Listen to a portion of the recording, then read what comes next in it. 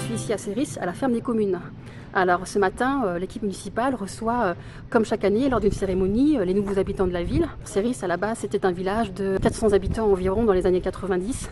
Et aujourd'hui, c'est une ville de plus de 10 000 habitants qui ne fait que croître. Ce matin, le maire Philippe Descroé, avec son équipe municipale, donc, reçoit les nouveaux habitants. Et d'ailleurs, il qualifie toujours Céris de ville-village. Ça fait une dizaine d'années maintenant qu'on a décidé de mettre en place pour garder un contact avec nos habitants.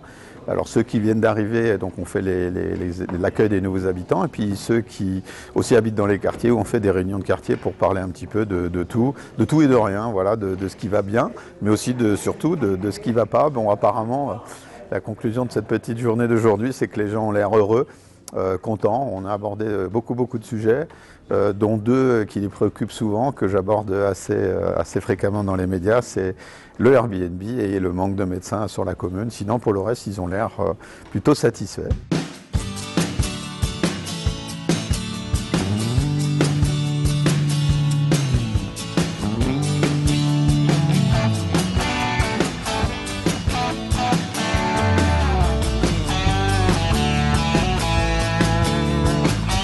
Je crois qu'on doit avoir 600-700 nouveaux habitants cette année. Qui sont arrivés ou qui sont en train d'arriver, parce qu'on a quand même pas mal de constructions, surtout dans le quartier de la ZAC de Claye.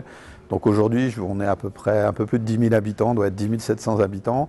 Et à terme, on sera à 19 000 avec, d'ici une quinzaine d'années, l'aménagement de nouveaux quartiers du côté de la ZAC de la Motte, à côté de la piscine, sur le territoire de Céris. Et puis il y a aussi Barrier-Romainvilliers juste à côté.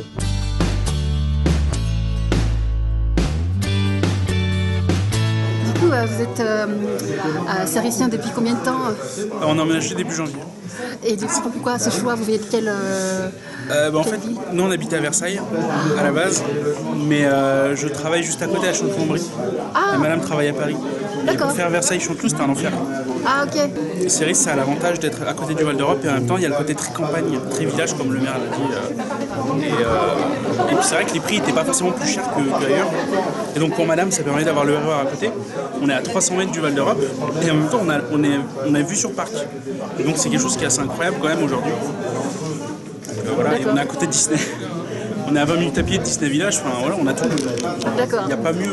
En face, il y a beaucoup d'animations. Il y avait plusieurs fois, il passait des films en plein air. Bon, les deux fois, on n'a pas pu y aller. La première fois, on a eu un souci. Puis la deuxième fois, il n'y a plus, ils l'ont mis dans un gymnase. Et puis il y a eu pour... c'était quoi les jeux? Il y avait une fête foraine. Il y a eu la fête foraine avec toute une kermesse qui avait été faite, avec des personnes qui venaient avec des cornemuses. Je ne sais pas si vous aviez vu. C'était très sympa, il y avait beaucoup de choses. Non, il y a plein d'animations, il y a plein de choses qui sont faites. Ça bouge. Et non, il y a de quoi faire, franchement, c'est bien.